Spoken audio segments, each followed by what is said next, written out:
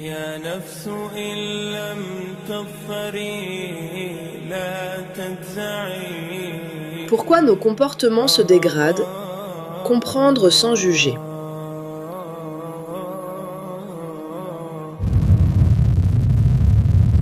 Quand le cœur souffre, les comportements parlent.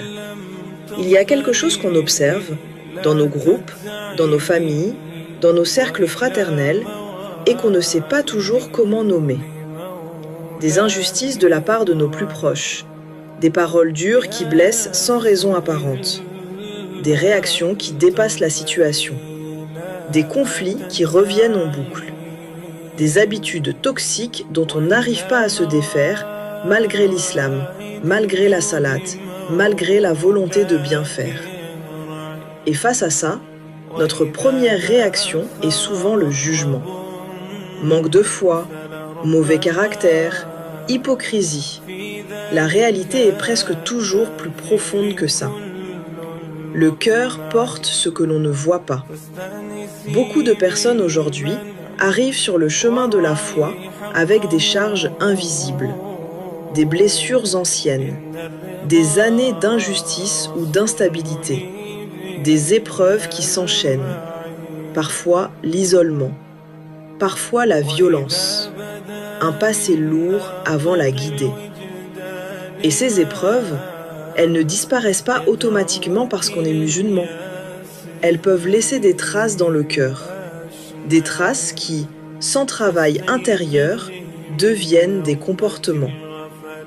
Un cœur éprouvé dans la durée peut, sans même s'en rendre compte, développer des mécanismes de défense, se protéger en attaquant, humilier pour ne pas se sentir faible, chercher un soulagement immédiat dans des habitudes qui finissent par lui échapper, contrôler pour éviter d'être blessé à nouveau. C'est le langage d'une âme fatiguée qui cherche à survivre. Mais, et c'est là où l'islam dit quelque chose de fondamental, comprendre ces mécanismes ne signifie pas les normaliser. Car le cœur est une ramana, un dépôt sacré. Et chacun est responsable de ce qu'il laisse s'installer en lui.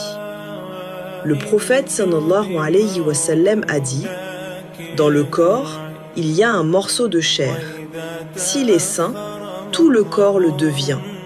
S'il est corrompu, tout le corps le devient. » C'est le cœur. Les épreuves peuvent élever le croyant ou laisser des traces qui